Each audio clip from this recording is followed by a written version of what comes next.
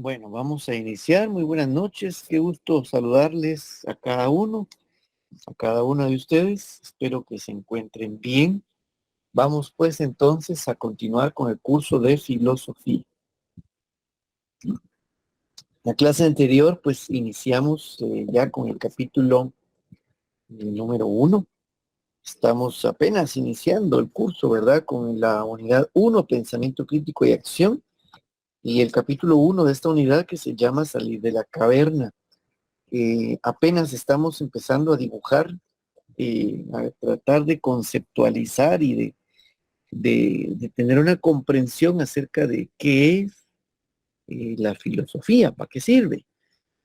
Para el efecto, pues estamos conociendo algunas ideas, algunos de los pensadores clave, y hablamos acerca de la filosofía como una actitud, ¿verdad? Y también partimos de una idea de Fernando Savater acerca de que la filosofía es una forma de reflexionar para intentar vivir mejor. Y en este momento de tratar de hacer esta definición, pues les traigo a ustedes algunos nombres de filósofos y algunas de sus ideas que nos ayudan para ir construyendo, ¿verdad? Haciendo este constructo. Aún no estamos, digamos, no hemos entrado a ver eh, a cada uno de los filósofos, digamos, de forma dedicada en el sentido de que estemos conociendo su obra, sino que a manera de contexto. Hablamos de Sócrates, de Platón no hemos hablado, pero sí que lo hemos mencionado a través de Sócrates o a través de Platón a Sócrates o de Sócrates a Platón, ¿verdad? Hemos pues visto el, el tema de que solo hay un bien, el conocimiento, y un mal, la ignorancia, como una máxima socrática, junto con la de y yo solo sé que no sé nada, ¿verdad? Y eso nos llevó luego a hablar acerca de la eudaimonía, que es la propuesta aristotélica para alcanzar la eudaimonía a través del cultivo de la virtud, una genuina vida feliz. Y todo eso porque estamos intentando descifrar de qué va, de qué se trata, qué es eso de la filosofía. Entonces nos quedamos en la página 15. Ahora toca la página 16 y en ese orden de ideas, entonces nos presenta también las ideas de la doctora Adela Cortina. La doctora Adela Cortina, una filósofa y profesora de filosofía y de ética contemporánea, ¿verdad? Ella está bien viva y sirve aún cátedra en la Universidad de Barcelona y otras universidades europeas, y muy activa también en los medios, en el debate, en las ideas. Sobre todo su campo de estudio es la ética. Adela Cortina, que será otra de nuestras filósofas de cabecera, nos habla acerca de que las reflexiones filosóficas giran en torno a dos objetivos, ¿verdad? Para tratar de explicarnos, bueno, ¿yo qué hago con esto de la filosofía? ¿Para qué?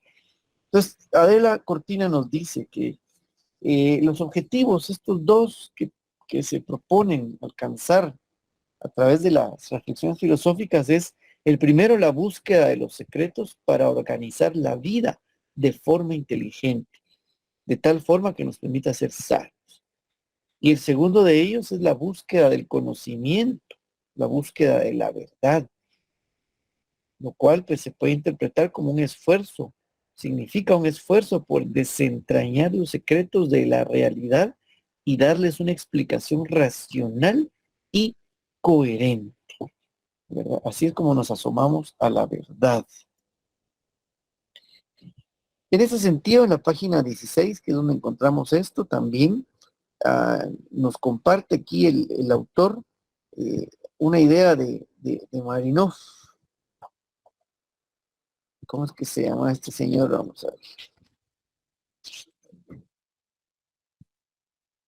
En el libro de Platón y menos Prozac de Marinov nos dice, él opina que muchos conflictos emocionales que hacen sufrir a las personas se solucionarían con la lectura de un buen libro de filosofía, ¿verdad? A lo cual pues se acuña la idea de la filoterapia, que cada vez pues tiene mucho tiempo de existir, pero ahora con las redes sociales y con el avance de la información, la tecnología, resulta que ahora vemos que hay canales y hay gente, consultores, coach, pero gente de verdad seria, ¿verdad? Porque abundan también, ¿verdad? Los vendehumos, pero gente seria que, que se toma la filoterapia muy en serio, tal cual una consulta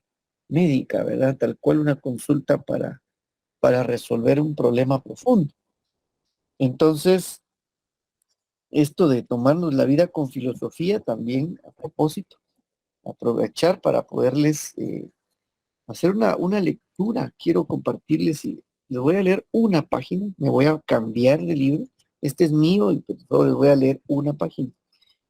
A propósito de esto de tomarse la vida con filosofía, ¿verdad? De leer un buen libro de filosofía.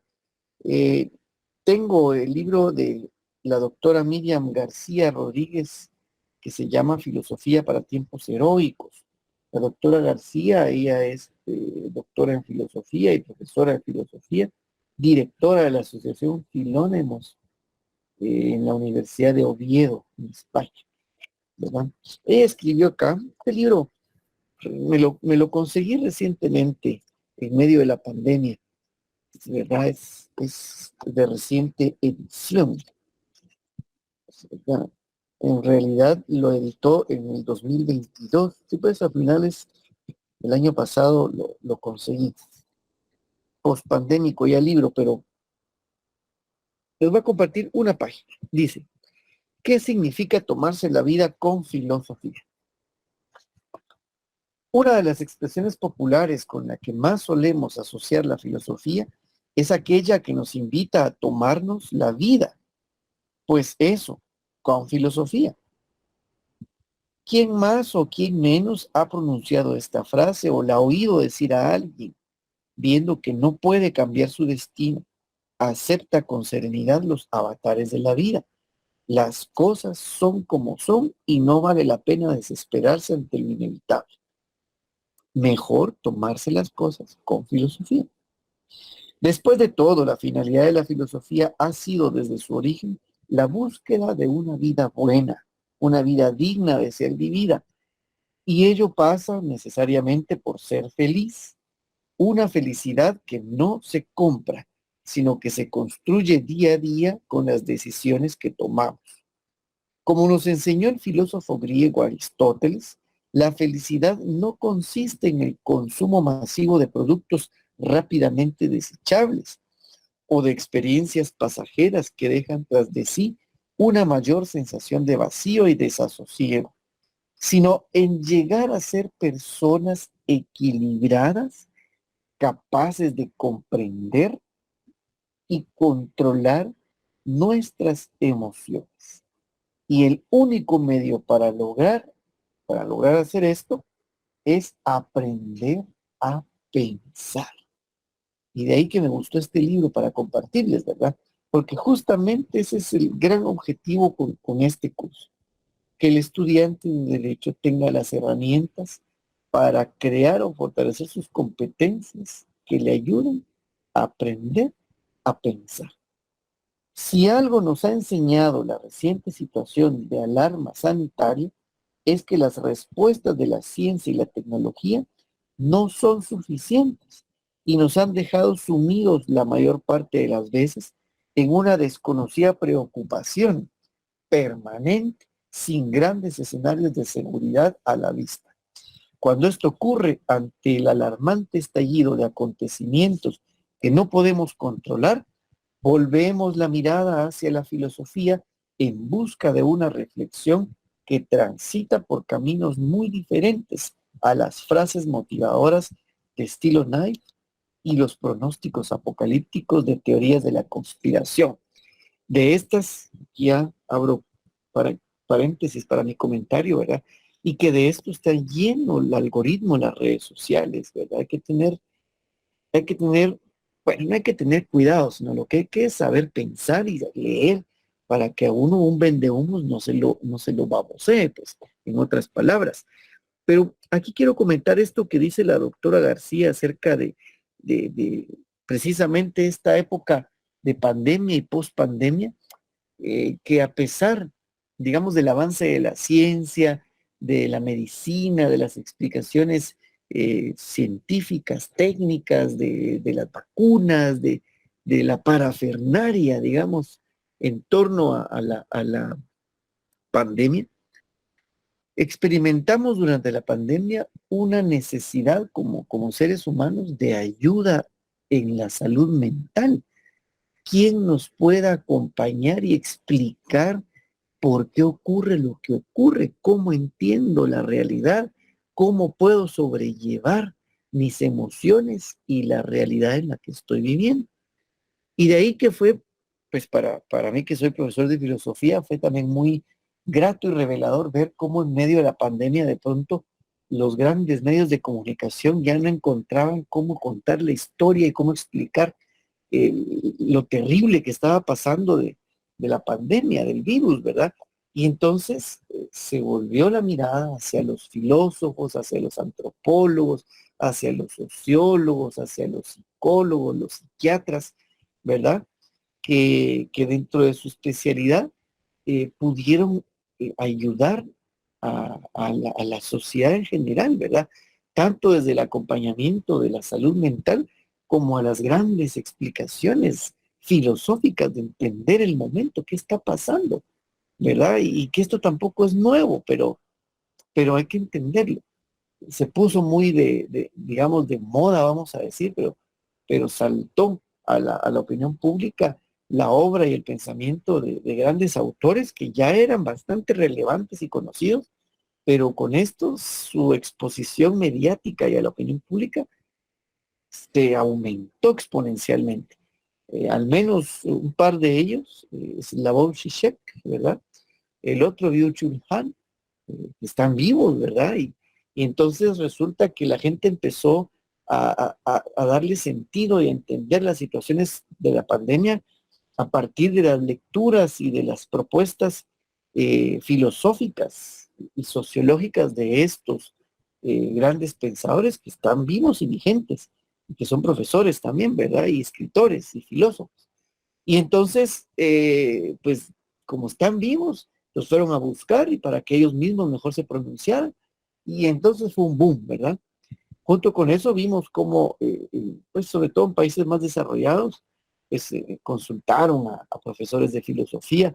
Una de ellas, que incluso desde ahí se quedó con una cápsula permanente, fue la doctora Adela Cortina, aunque ya tenía, a veces en España tienen digamos, un segmento cultural en la televisión pública muy, muy bien construido, eh, pero con la pandemia, pues se abrieron unos ciertos espacios para la filosofía y para los filósofos. Cierro paréntesis y sigo con la lectura. Último párrafo. Dice, ¿por qué? ¿Qué puede aportar la filosofía en una época de incertidumbre como la que estamos atravesando? Lejos de la inmediatez de los titulares, la filosofía es ante todo un arsenal de conceptos y argumentos para las personas que buscamos razonar, interpretar y explicar lo que sucede en el contexto que nos rodea, que nos interesa y que nos preocupa. La filosofía no pretende imponernos valores y máximas, sino facilitar las herramientas necesarias para aprender a pensar por nosotros mismos y encontrar razones mejores y más sólidas para creer en aquellas cosas en las que después de una cuidadosa reflexión hemos elegido creer. Bueno, hasta ahí me quedo con esta lectura. Un libro también recomendado, pero un poco difícil de encontrar en los comedios. Filosofía para tiempos heroicos. Mi pretensión este semestre es írselos leyendo a destajo, ¿verdad? Por ideas, para compartirlo con todos.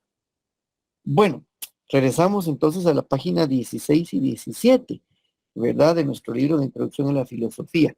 Disculpe si soy reiterativo, pero hay siempre compañeras y compañeros que pueda que no me estén siguiendo, ¿verdad? Entonces hay que explicar un poco las cosas.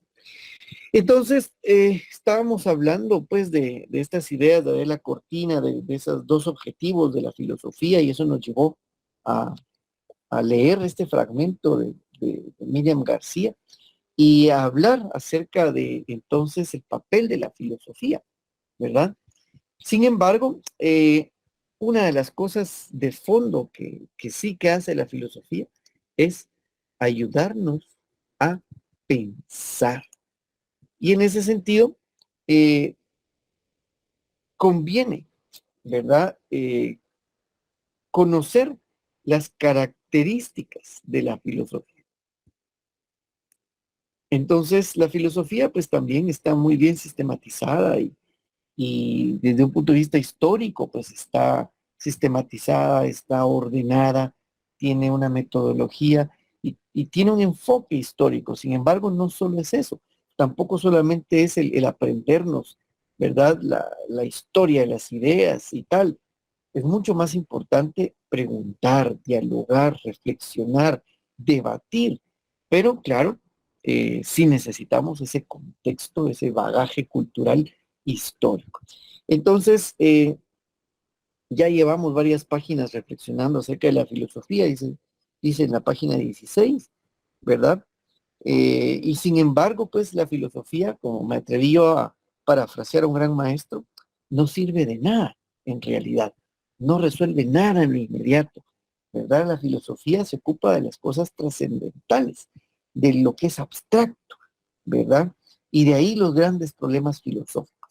Sin embargo, todo tiene un origen, ¿verdad? Y el origen de la filosofía, para empezar, proviene el nombre, la palabra filosofía, tiene un origen en la antigua Grecia, ¿verdad? Se ubica ahí en esa parte donde floreció la cultura, ¿verdad? Griega. Eh, la palabra se compone de dos palabras griegas, filos, que es amor, y sofía, sabiduría, que se traduce como amor a la sabiduría o búsqueda del saber. Y se tienen los registros de los historiadores y de las obras que legaron grandes maestros de la antigüedad. Uno de ellos fue Pitágoras, ¿verdad? Presocráticos.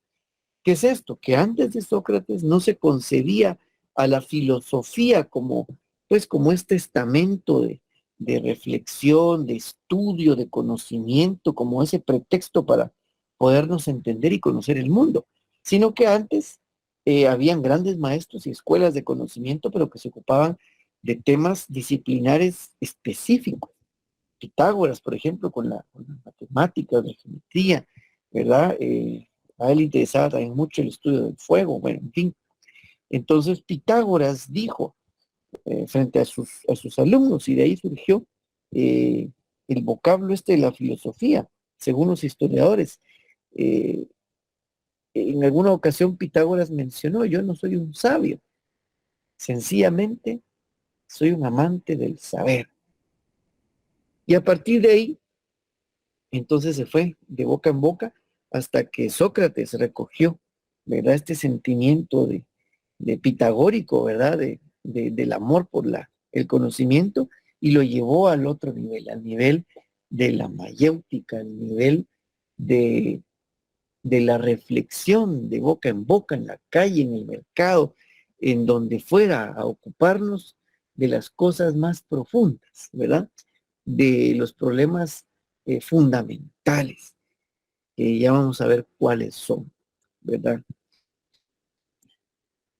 He seleccionado un video que se los voy a poner a continuación. Él es el profesor Michael Sandel. Él es filósofo y es profesor universitario en, pues en Inglaterra, en varias universidades inglesas. Eh, Tiene varios títulos, varios libros publicados. Hoy vamos a hablar de uno en particular y que pues he seleccionado este video. Espero que pueda lograr transmitir las ideas que yo utilizo para este momento del aprendizaje. Voy a compartir desde YouTube, voy a salirme de acá. Si pasados unos segundos no se escucha, cuando ya esté corriendo, me avisa. Vamos a ver.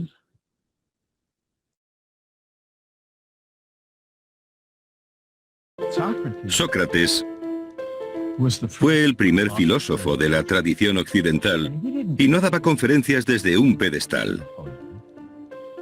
Ni siquiera escribió libros. Vagaba por las calles de Atenas, hablaba con los ciudadanos y les hacía preguntas. Y según la respuesta que le dieran, les... ¿Quién habló? No se escucha. Viernes sí se escucha. Sí se escucha. Sí, sí, se escucha. Sí se escucha. La diapositiva está bien. Ok, es un video de YouTube, entonces disculpen la interrupción. No tengan pena. de la tradición occidental y no daba conferencias desde un pedestal. Ni siquiera escribió libros. Vagaba por las calles de Atenas, hablaba con los ciudadanos y les hacía preguntas. Y según la respuesta que le dieran, les hacía otra pregunta relacionada. Y enseguida, la gente con la que dialogaba estaba haciendo filosofía. Pero era una filosofía que surgía de la vida de la ciudad, de las opiniones y convicciones que tenían esos ciudadanos. Bueno, yo intento que haya cosas similares en el mundo en cuanto a la forma de enseñar. Es un nuevo tipo de educación cívica que conecta la filosofía con las vidas de todos y que puede despertar la imaginación de los estudiantes y de los jóvenes. El cambio climático, por ejemplo, la inmigración y el significado de las fronteras entre los estados-nación, preguntas sobre la libertad de expresión, libertad de expresión frente a la incitación al odio, preguntas sobre justicia distributiva, cómo abordar las desigualdades de ingresos, de poder y de riqueza. Estas son preguntas a las que los jóvenes de todo el mundo tienen que estar expuestos y sobre las que tienen que reflexionar.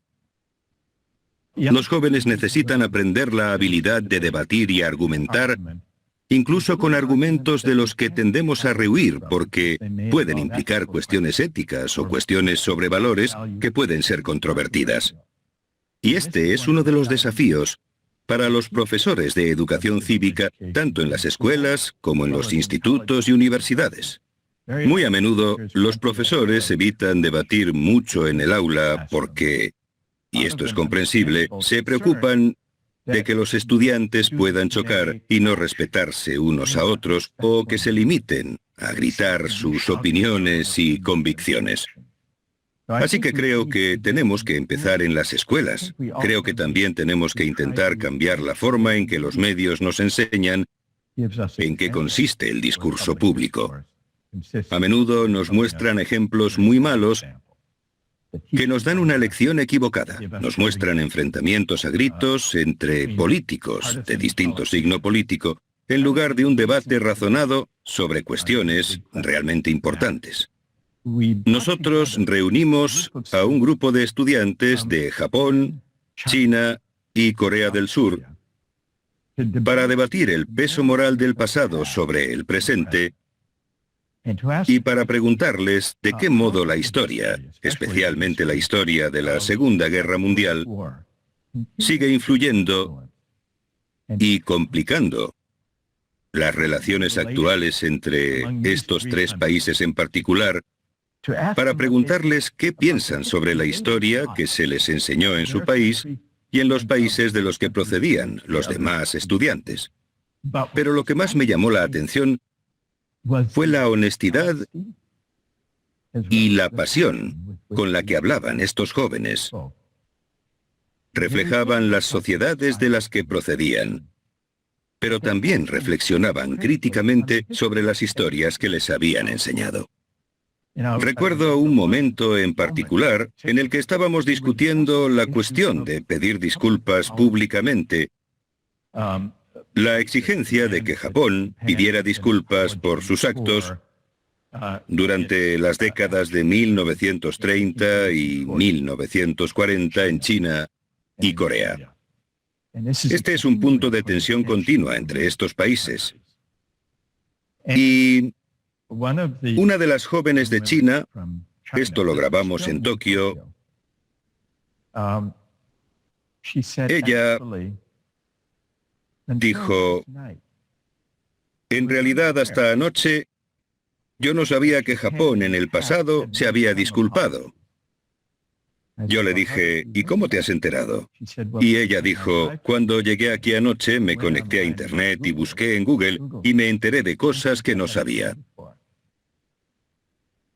Lo que más me llamó la atención y lo que más me conmovió de esta conversación es que los estudiantes hablaban entre sí sobre sus diferencias acerca de las diferentes historias que les habían enseñado y reflexionaban críticamente sobre lo que se les había enseñado y se replanteaban conforme hablábamos. Yo creo que la manera de practicar y de enseñar filosofía es mostrar que la filosofía no es simplemente la historia de las ideas, un compendio de reflexiones de famosos del pasado. La filosofía es un conjunto vivo de debates y argumentos que atañen a nuestras vidas. Y por eso yo no creo en enseñar con clases magistrales, sino animando a los alumnos a participar en discusiones sobre cosas que les importan y demostrarles cómo sus convicciones conectan con grandes temas filosóficos. Ese es el inicio del aprendizaje.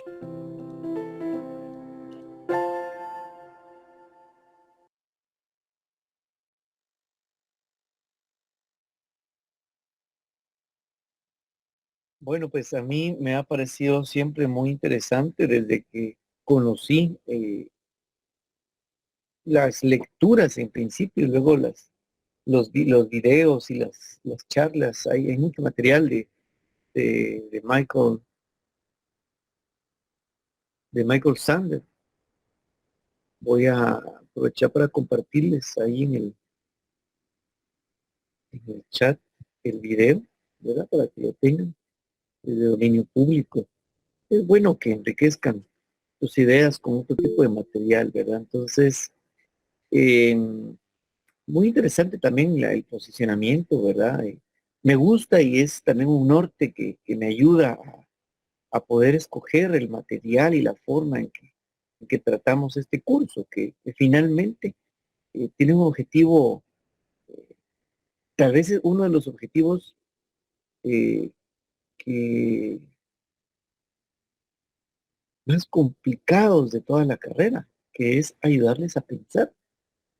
¿Cómo medimos eso? ¿Cómo sabemos si se logra? ¿Verdad? Michael Sandel tiene también un libro, bueno, tiene varios, pero un libro que recomiendo ampliamente su lectura. Aquí en Guatemala desafortunadamente no se consigue. Se llama Justicia. ¿Hacemos lo que debemos? Michael J. Sandel. Él es un filósofo político, ¿verdad? Un gran pensador, profesor universitario y también es muy citado diversamente, ¿verdad? Entonces, muy enriquecedor, ¿verdad? Y creo que oportunamente en este momento.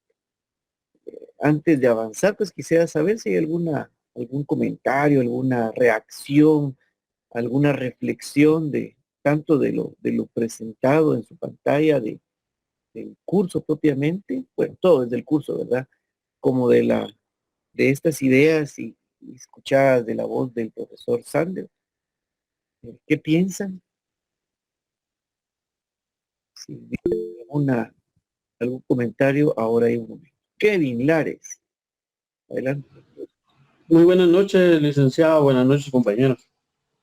Sí, yo creo y realmente es muy analítico lo que nos mencionaba en el video el doctor, el cual decía de que él era muy partícipe de que el entendimiento de la filosofía se diera a través de nuestras propias experiencias o temas que nos interesen y del cual vivimos todos los días para poder entender de fondo la situación del cómo, por qué es que pasan y suceden a nuestro alrededor varias situaciones y poder comprenderlas o entenderlas más a fondo, ¿verdad?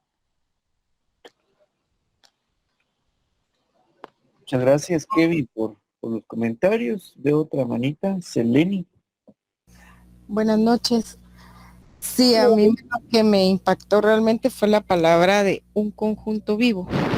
Esa fue como que lo que más al final me llevó a una conclusión, y es muy acertada porque no es estático, es dinámico, va cambiando y es diferente en cada persona.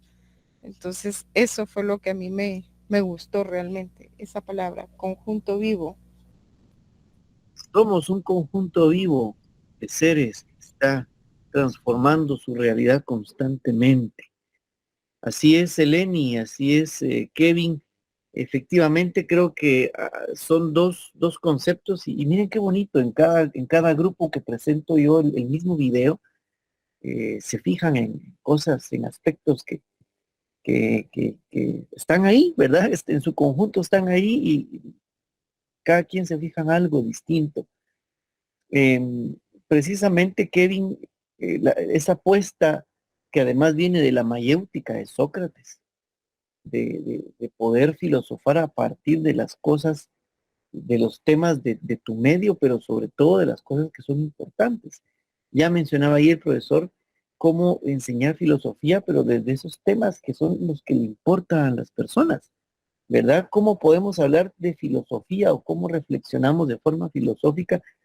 Por ejemplo, a partir del tema de la justicia, a partir del tema de la libertad, del trabajo, de la economía, de la inflación, de la migración, de la falta de educación, de las carencias sociales, que inevitablemente te van a llevar a hacer un recorrido por las ideas, por los grandes tratados filosóficos, por las grandes corrientes, porque son los mecanismos, digamos, teóricos, filosóficos, que asisten a la verdad para poder ser explicada, ¿verdad?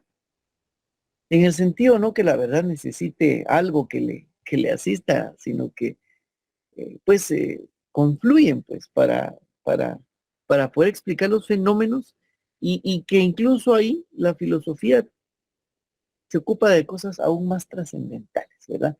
Conceptos como la justicia, la libertad, la belleza, el amor, la felicidad, ¿verdad? Que están en el nivel más alto, ¿verdad? En el más alto en el sentido de que lleva tiempo, se toma su tiempo, no es inmediato, no, digamos, son situaciones que no van a corresponderse a la inmediatez del día a día, ¿verdad? Eh, y luego, pues ahí se entiende muy bien lo que Seleni perfectamente notó del conjunto, ¿verdad? Vivo, este conjunto, este dinamismo que debe tener en tanto que el conocimiento, ¿verdad? Como la materia se transforma, ¿no es cierto? Alexander dice, cada día aprendemos más acerca de cómo se da la filosofía. Ok, gracias, Alexander. Bien, no sé si hay alguna duda, comentario, pregunta en derredor de lo que hasta ahora hemos conversado.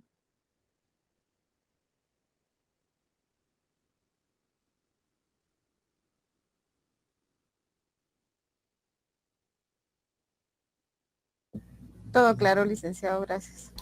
A mí todo claro, Liz, muchas gracias. Bueno, todo clarísimo, magnífico. Bueno, avancemos entonces.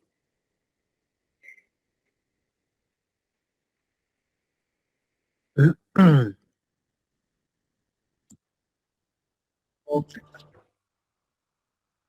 Bien, en el curso anterior,